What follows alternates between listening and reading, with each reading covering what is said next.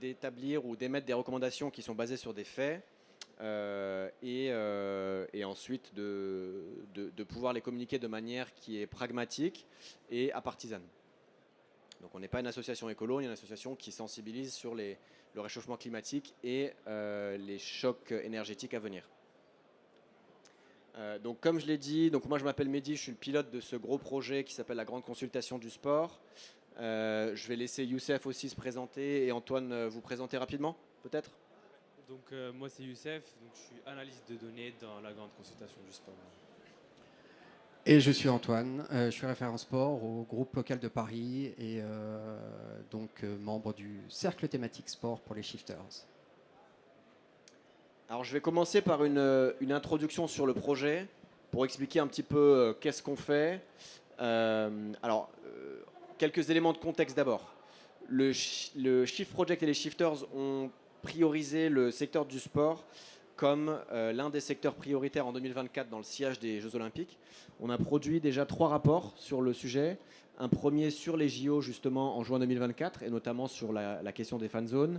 Un deuxième rapport qui a été publié par le Shift Project en février 2025 sur le sport en général, comment décarboner le sport, avec un focus sur le monde surtout du foot et du rugby, donc à la fois pro et amateur. On a décidé de lancer en fin 2024 et début 2025 une étude complémentaire qui élargisse au-delà du football et du rugby et qui intègre aussi un volet adaptation au-delà juste du volet impact carbone. Donc comment aider aussi le sport à s'adapter aux chocs qui arrivent. On a du coup comme objectif principal de répondre à une question qui est comment continuer à faire du sport en 2050.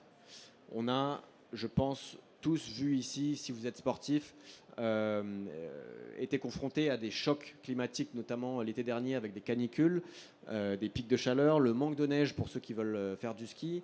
Mais on aura de plus en plus de chocs qui arriveront aussi liés à la raréfaction des énergies fossiles. Donc l'idée c'est comment est-ce qu'on peut continuer à faire du sport en 2050. Ça c'est la question à laquelle on souhaite répondre. Le sport fait partie de notre vie et on souhaite pouvoir protéger la pratique sportive. 3 objectifs pour cette consultation. Le premier c'est de comprendre, le deuxième d'impliquer, le troisième de soutenir. Comprendre d'abord quel est le niveau de sensibilité et de vulnérabilité des pratiquants aux chocs énergétiques et climatiques. Les impliquer dans l'idéation de solutions pour organiser la transition du monde du sport, et enfin les soutenir dans cette transition en leur fournissant des ressources qui puissent les aider à se décarboner, à s'adapter aux chocs qui arrivent. En termes de planning, c'est une étude qu'on a lancée en début d'année, avec une phase qualitative d'abord, concrètement 100 entretiens qu'on a conduits auprès de différents acteurs du monde du sport. C'est sur cette phase qualitative qu'on va se focaliser ce soir en vous donnant les premiers résultats. Elle est suivie d'une phase quantitative qui est en gros un questionnaire grand public qui est en ligne jusqu'à la fin du mois, à destination des responsables de clubs et des sportifs amateurs. Et on aura ensuite une campagne de restitution des enseignements à partir du deuxième trimestre 2026. Cette grande consultation, elle suit la même méthodologie qu'une autre grande consultation qui a été conduite l'année dernière sur l'agriculture, qui a généré 8000 réponses en fait, d'agriculteurs qui ont exprimé leurs besoins par rapport au choc climatique. Je vous invite aussi à aller consulter les rapports sur l'agriculture. On a une autre consultation aussi des élus, et notamment des maires, qui est aussi en cours. Donc je vous invite à aller consulter ces travaux-là aussi. Alors, les premiers enseignements de cette phase qualitative, je vais d'abord commencer par les cibles. Qui est-ce qu'on a interrogé? Alors, on a interrogé 5 grandes catégories. La première catégorie, c'est les sportifs amateurs, donc les sportifs qui peuvent être licenciés d'une fédération ou non, ainsi que des fans. Les organisations sportives, évidemment, donc des représentants de fédérations, de ligues, de clubs amateurs. Des sportifs professionnels, donc des athlètes ont participé au projet et ont fait leur retour sur leur sensibilité, etc. Le secteur public, et donc je pense que c'est aussi pour cette raison qu'on est là ce soir avec les collectivités territoriales, mais aussi des professeurs de sport, des animateurs, des soignants qui ont été interrogés. Et évidemment le secteur privé qui a un rôle à la fois par son impact, mais aussi comme lien direct avec l'ensemble de ces parties prenantes, donc les fabricants, les distributeurs, les propriétaires de salles de sport, etc.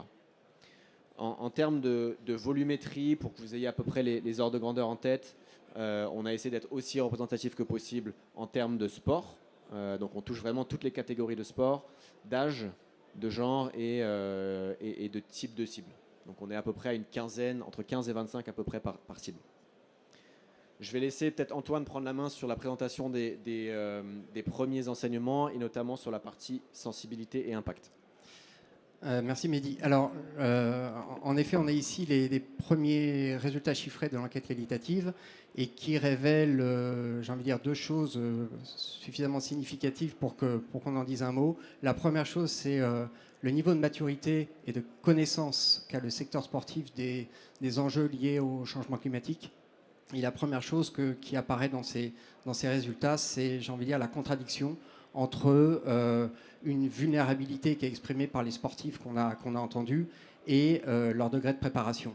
Donc 70% des personnes reconnaissent en effet une forme de vulnérabilité, mais à l'inverse, presque 80% d'entre elles se disent non préparées à y faire face. Donc il y a une conscience, il y a une lucidité de cette vulnérabilité, et en particulier quand on lit le premier verbatim qui voilà, il dit « Je commence à avoir peur sur certains sentiers en montagne », c'est que les gens voient ce qui se passe autour d'eux, mais ce n'est pas suffisant pour un passage à l'action. Ça, c'est corroboré par les 37% des répondants qui seulement entreprennent des mesures d'adaptation, donc c'est une minorité. Et enfin, j'ai envie de dire sur le gâteau, presque 100% des répondants n'ont jamais fait de bilan carbone, ce qui situe un petit peu, en gros, là où en sont les répondants en termes de connaissance de leur empreinte propre, leur empreinte carbone propre. Donc moins on sait ça, effectivement, moins on est informé, mieux, et moins on est préparé à s'adapter et en tout cas faire sa part. Il y a pas mal de choses qu'on peut aussi tirer de ces chiffres-là. Le côté impuissance, quand on lit, j'ai l'impression que seules des catastrophes pourront faire bouger les choses, ça marque une réelle impuissance, mais aussi, dans le troisième verbatim, ce que l'on lit, c'est du relativisme.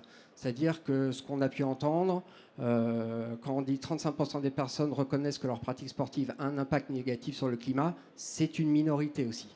Donc les gens ne sont pas prêts, ne sont pas bien informés, ne savent pas comment agir et surtout finalement relativisent par rapport à ce que d'autres secteurs beaucoup plus carbonés, on cite l'aviation, on cite le transport de marchandises, peuvent avoir comme impact sur le changement climatique et la crise de la biodiversité aussi. Il y a un élément important quand même qui est le quatrième verbatim qui avance sur le terrain de la santé. Et là pour le coup c'est sans doute un levier fort pour mettre les gens en mouvement, et en particulier dans le milieu sportif, où quand on commence à toucher à l'individu, à sa propre chair, c'est certainement un élément qui est nécessaire, peut-être pas suffisant pour, en tout cas, déclencher un passage à l'action. Autre chose, le premier et le dernier verbatim, et le dernier mentionne effectivement des choses qui n'ont jamais été vues. Les cyclones ont toujours existé à La Réunion, mais je n'en avais jamais vu d'une telle intensité. Ça, c'est clairement à la fois voir ce qui se passe dans son environnement, sur son terrain de jeu, et c'est très très vrai chez les sportifs qui sont en contact de la nature, ceux qui sont à la montagne, ceux qui sont sur l'eau, et qui voient clairement ce qui se passe, et aussi qui prennent sans doute conscience de ce qu'ils représentent en responsabilité, pour partie une responsabilité sur la dégradation de l'environnement. Donc voilà, des gens qui ne sont pas préparés, qui sont mal informés, et il se trouve que c'est le propre de la grande consultation du sport que de préparer ce passage entre la prise de conscience et l'action. Donc ensuite, pour aller plus loin dans la compréhension des enjeux, on a réalisé une comparaison entre la perception des enjeux climatiques par les personnes interrogées avec l'évaluation de ces mêmes risques par le plan national d'adaptation au changement climatique. Donc on remarque, on en tire deux enseignements. Donc on a d'un côté des risques avec un grand écart de perception entre la gravité réelle de ces risques-là par rapport à la perception qu'on en a. Donc ce qui est des risques qui ne sont pas forcément perceptibles dans la vie de tous les jours.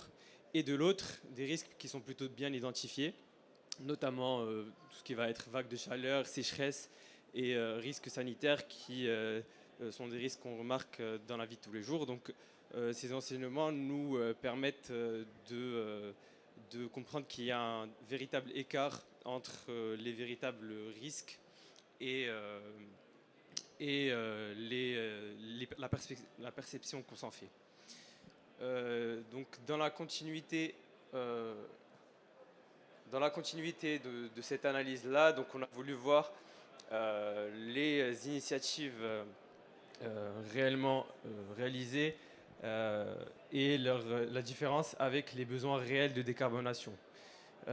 Donc, il y a certaines initiatives, donc, notamment dans l'énergie et les déchets, donc, qui sont environnementalement motivées et économiquement motivées, qui sont justement l'énergie et les déchets. Donc, il y a plus d'initiatives de ce côté-là par rapport à l'impact réel de ces postes-là qui sont négligeables, notamment suite au rapport du Shift sur le football et le rugby. Et de l'autre, donc, notamment la mobilité, qui représente 42% de l'impact carbone réel, qui est sous-estimé dans les initiatives déjà réalisées et qui nécessite plus d'investissement et plus d'initiatives. Donc l'intérêt, il y a un intérêt fort donc, de pédagogie et de compréhension des principaux leviers de décarbonation, d'où cet enseignement-là qui est un bilan carbone nous permettrait sans doute de voir où nous sommes et où agir. Voilà. Donc c'est plutôt positif, on voit qu'il y a en effet beaucoup d'initiatives qui sont conduites. Je pense qu'il faut essayer de les rediriger aussi sur les secteurs qui sont les plus émissifs notamment.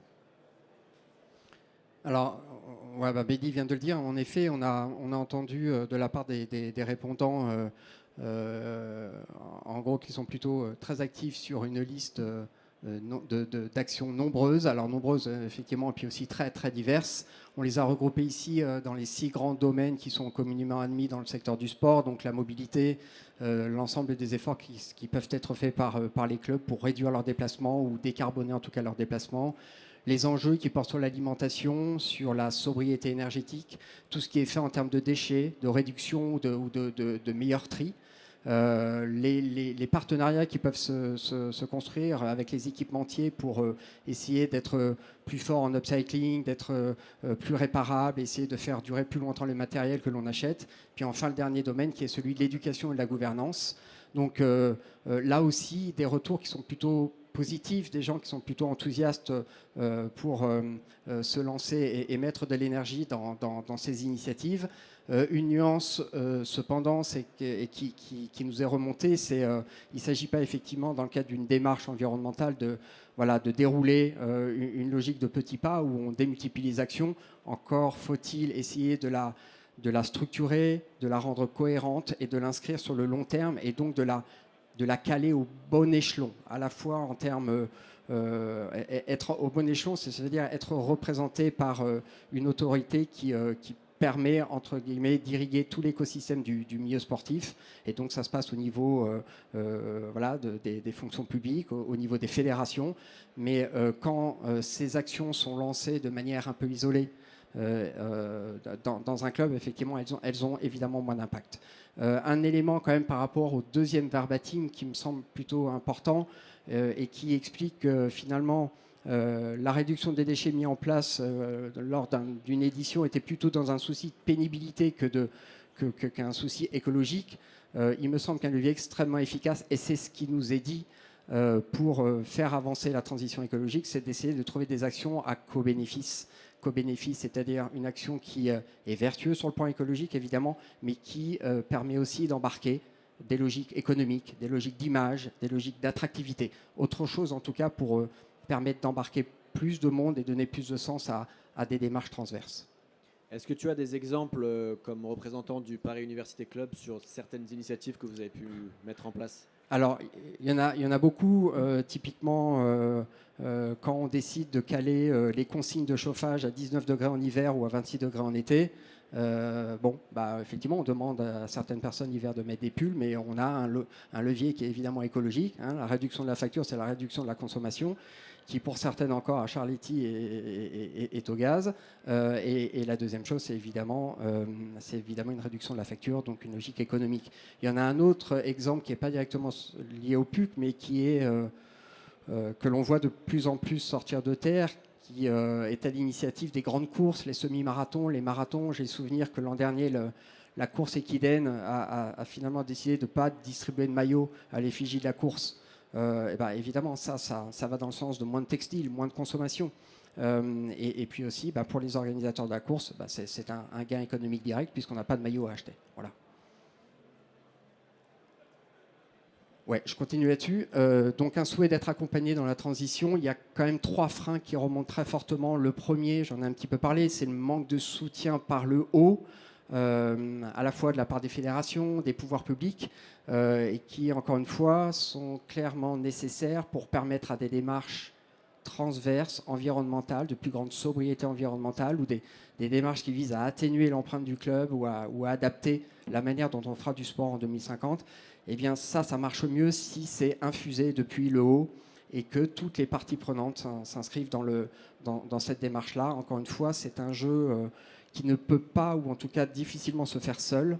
On ne peut pas demander effectivement à une association sportive, à un club quel qu'il soit, d'œuvrer seul parce qu'il est dépendant des infrastructures dont la mairie est propriétaire, parce qu'il est dépendant des contrats d'assurance qu'il a noués avec ses partenaires assurances, parce qu'il est lié aux fédérations, parce qu'il est lié à ses équipementiers, qui sont des organismes privés, donc il ne peut pas y aller seul.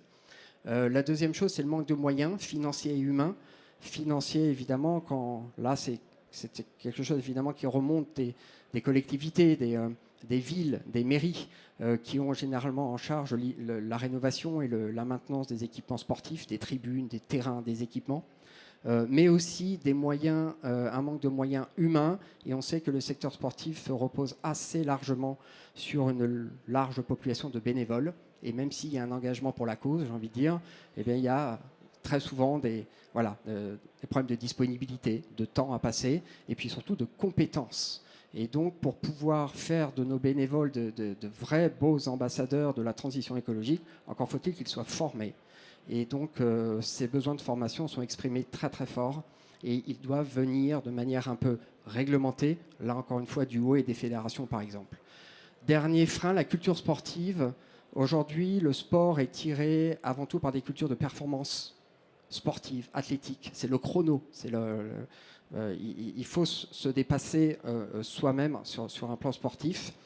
Demain, si en 2030, 40 ou 50, on doit faire du sport différemment parce que les effets du réchauffement climatique notamment sont trop forts, il faudra peut-être repenser ce que sont les valeurs principales du sport. Et peut-être que le sport doit être un peu le récipiendaire de ce que j'appelle moi la cohésion sociale, un lieu où on apprend, un lieu où on éduque, un lieu de solidarité et de cohésion, plus qu'un lieu où on va chercher la barre des 10 secondes aux 100 mètres sur le sprint. Je trouve que certains retours sont assez intéressants en termes de verbatim. Le second notamment, le fait que dès que des retours d'expérience sont faits entre clubs, en général la dynamique est assez positive. Donc ça c'est le genre d'initiatives qui peuvent aider aussi si c'est fait à l'échelle d'une fédération, d'une ligue ou d'une région entière. Je profite du moment pour vous inviter à répondre à notre questionnaire. Donc comme je vous l'ai mentionné tout à l'heure, on a une phase quantitative, un questionnaire qui est en ligne jusqu'à la fin du mois, qui a été développé en partenariat avec les fédérations sportives nationales et le ministère des Sports. Vous avez le QR code qui est juste là. Il a été développé sur la base des enseignements de la phase qualitative qu'on vient de vous présenter. L'objectif est d'aller creuser pour le club amateur, pour le pratiquant amateur, ses besoins, les problématiques, etc. L'objectif, c'est d'avoir 30 000 sportifs amateurs qui y répondent et 2 000 responsables de clubs amateurs qui y répondent. Donc je vous encourage à le diffuser autour de vous. On est déjà pas mal sur les objectifs. On a un petit souci sur la représentativité encore en termes de sport. Évidemment, les grands sports comme le foot sont largement en avance. Donc si vous avez des sports un petit peu niche que vous voulez intégrés à l'analyse, je pense que c'est le moment et on peut partager le questionnaire. Je vais conclure avec du coup ce QR code vers le questionnaire, un second QR code vers le rapport intermédiaire. Donc on a un rapport beaucoup plus détaillé qui rentre dans les idées qui ont été partagées par les personnes interrogées. Je vous encourage aussi à le consulter, il fait une 20aine de pages. Donc voilà, je vais peut-être finir là, vous remercier pour votre présence et vous laisser éventuellement poser quelques questions. Je ne sais pas s'il y a des questions.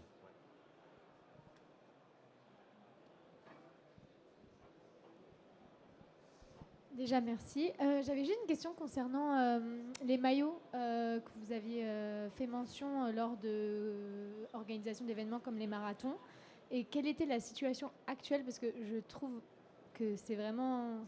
il y a vraiment une question concernant les maillots, mais pas seulement, aussi les médailles et tout ce qui va avec. Et aussi en termes de mobilité, puisqu'il y a aussi quand même des gens qui de plus en plus prennent l'avion. Après, je pense que c'est plus une question alternative. Ou qui font des déplacements quand même assez longs et qui vont faire des marathons toutes les semaines. Mais ma question, c'est plus du coup sur les maillots et les médailles quand même. Alors, je peux faire au moins une réponse partielle là-dessus. Je crois que... Alors, je ne suis pas le mieux placé pour répondre à ce qui se passait à Paris il y a 3 ans, parce que j'y étais pas, mais je pense que la mouvance, elle est un peu partout pareil en France et dans le monde. C'est qu'en gros, il y a encore 3-4 ans, quand on s'inscrivait à une grande course, un peu mythique, comme un semi ou un marathon, dans une grande capitale européenne ou ailleurs, la question du maillot se posait à peine, c'est-à-dire qu'elle était de fait. C'est-à-dire qu'en payant 180 € pour courir le marathon de Paris, de fait, on avait le maillot. Aujourd'hui, on voit un certain nombre de courses plutôt emblématiques qui progressent dans le sens d'une plus grande sobriété sur la distribution de ces maillots. Moi, personnellement, j'ai couru la course de la RATP en mars dernier. Et on donnait le choix.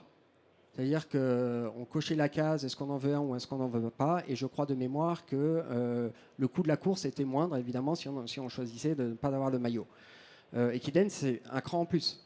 C'est un cran de là. C'est-à-dire qu'on se dit, vous n'aurez pas de maillot. Et donc, vous venez avec votre propre maillot. Donc, les choses vont dans le bon sens. De la même manière, vous avez évoqué les médailles. On voit de plus en plus de médailles faites de bois ou de choses recyclées, en matière recyclée qui émergent. Ce n'est pas encore suffisant. Malheureusement, même les courses qui... dimanche, j'étais à une course avec un cross avec nombreux jeunes athlètes. La médaille était métallique. Donc on n'y est pas encore. Mais moi, je suis plutôt quelqu'un d'optimiste. Et je pense que sur ces sujets-là, c'est assez simple pour les organisateurs d'y trouver parce qu'il y a un co-bénéfice. Et peut-être sur la question de la mobilité, on travaille, nous, chez les Shifters, avec certains organisateurs d'événements, notamment le Marathon de La Rochelle, avec lesquels on a développé une relation sur la durée. Une première année, on les a accompagnés pour le calcul de leur empreinte carbone. Et la deuxième année, du coup, on a mis en place des initiatives comme le conditionnement des dossards au mode de transport. Donc si vous venez en covoiturage ou en train, vous avez votre dossard de manière automatique quasiment, alors que si vous venez en avion ou sur des modes de transport beaucoup plus carbonés, ça sera beaucoup plus compliqué. D'autres questions ?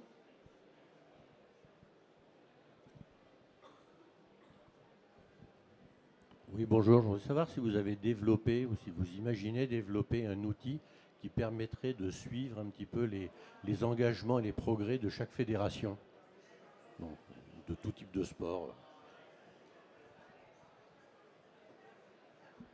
Merci beaucoup. C'est une très bonne idée. On n'y a pas encore pensé.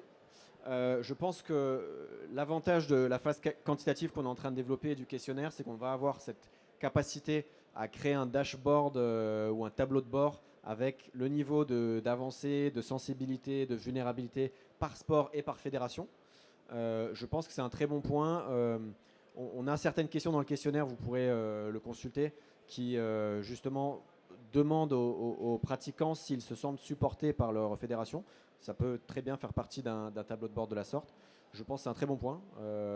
Ça peut créer une sorte d'émulation collective, de concurrence aussi un peu sportive sur les efforts climatiques, énergétiques. Donc, ouais, très bonne idée.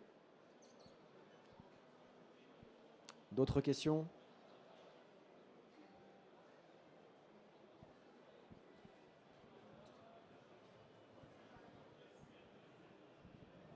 juste une question, une remarque. Je n'ai pas vu dans les pistes qui étaient abordées l'intérêt de remettre en service des équipements qui étaient réalisés il y a 10 ans, 20 ans, en particulier sur les réseaux de chaleur et les réseaux de froid.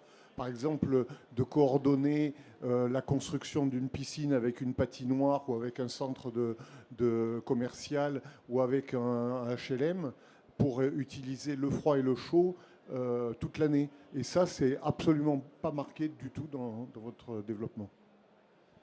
Non, c'est un très bon point. Alors juste pour clarifier, les idées qui ont été mises sur la présentation, c'est les initiatives qui sont déjà mises en place par les clubs qu'on a interrogés.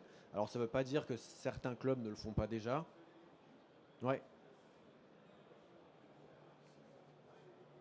Ouais. C'est vrai.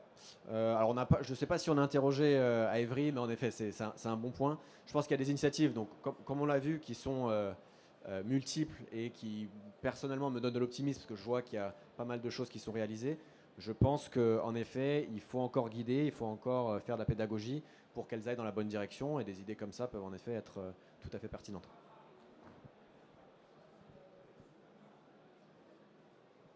D'autres questions ? Ouais.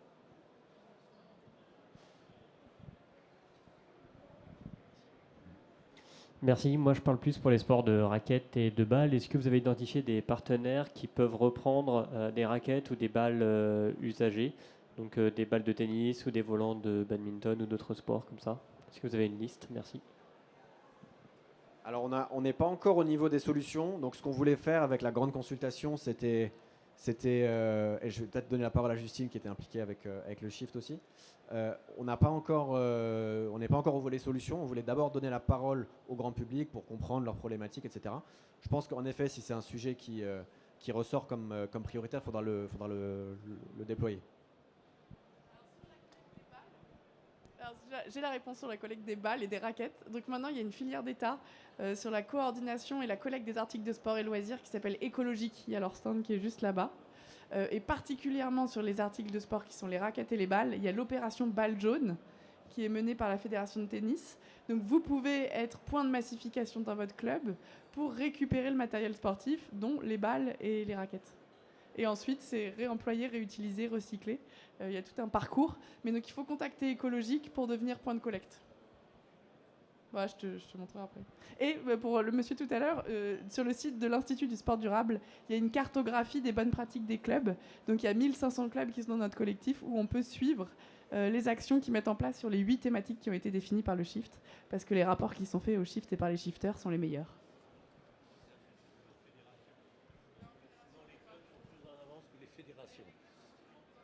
Voilà. Donc c'est challenger les fédérations. Et je tiens à indiquer qu'en effet que le rapport du Shift est aussi disponible sur le site du Shift Project.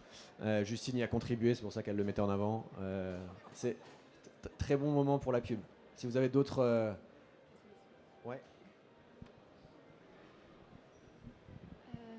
Non, moi je me demandais si la suite c'était travailler sur des solutions justement, et en lien avec les clubs, mais aussi en lien avec les collectivités, puisqu'on est au Salon des maires. Oui, tout à fait. Donc en prochaines étapes, le questionnaire sera conclu à la fin du mois. Donc vous pouvez encore le partager autour de vous jusqu'à la fin du mois. On analyse la donnée, notamment Youssef qui participera à l'analyse de données. On écrit un rapport qui restitue en fait l'ensemble des enseignements. On va le diffuser évidemment auprès des fédérations, donc, qui sont encore en fait un partenaire assez essentiel du projet. Et oui, c'est tout à fait prévu d'organiser en fait des événements dans toute la France à partir du deuxième trimestre 2026. Donc ce sera à Lorient, à Strasbourg, à Toulouse, à Paris, etc. Et on souhaite en effet inviter les collectivités des différentes régions pour qu'elles puissent participer. Et en fait, l'objectif de cet événement, ce sera aussi d'initier une dynamique en fait de décarbonation et de transition du sport amateur à l'échelle locale.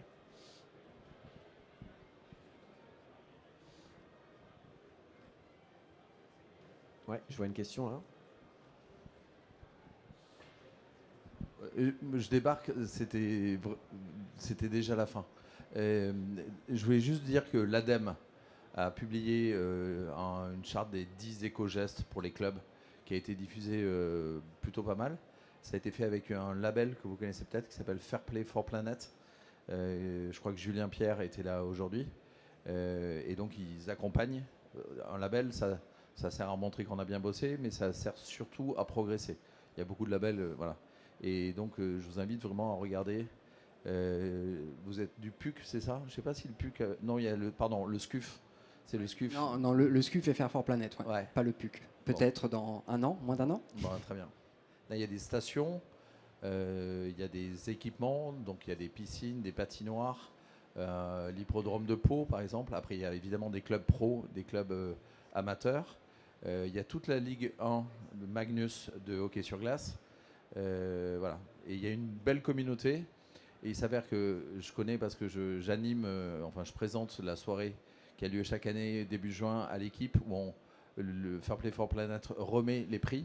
Ce qu'il y a de top par rapport à tous les autres secteurs d'activité, c'est qu'en fait les présidents de clubs sont des compétiteurs et ils se tirent la bourre. Et donc les 10 ou 12 clubs de hockey sur glace se tirent la bourre pour avoir 1 étoile, 2 étoiles, 3 étoiles. Et j'ai l'impression que c'est un secteur d'activité qui peut basculer beaucoup plus rapidement que d'autres secteurs où il y a où les enjeux, on va dire RSE, sont moins importants, créent moins de préférences. Voilà.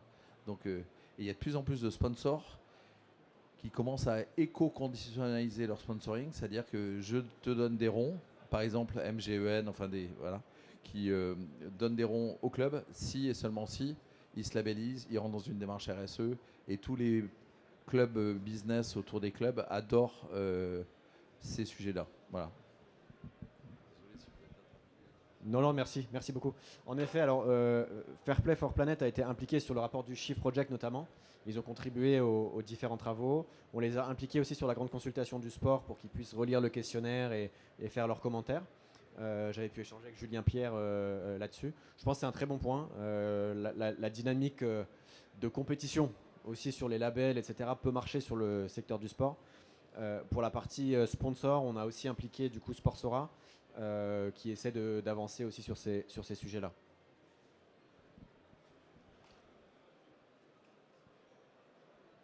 D'autres questions? Je pense qu'on est en bonne forme. Je ne sais pas si on arrive à mettre la vidéo ou pas. C'est sur une des pages. Je ne sais pas si... Ouais.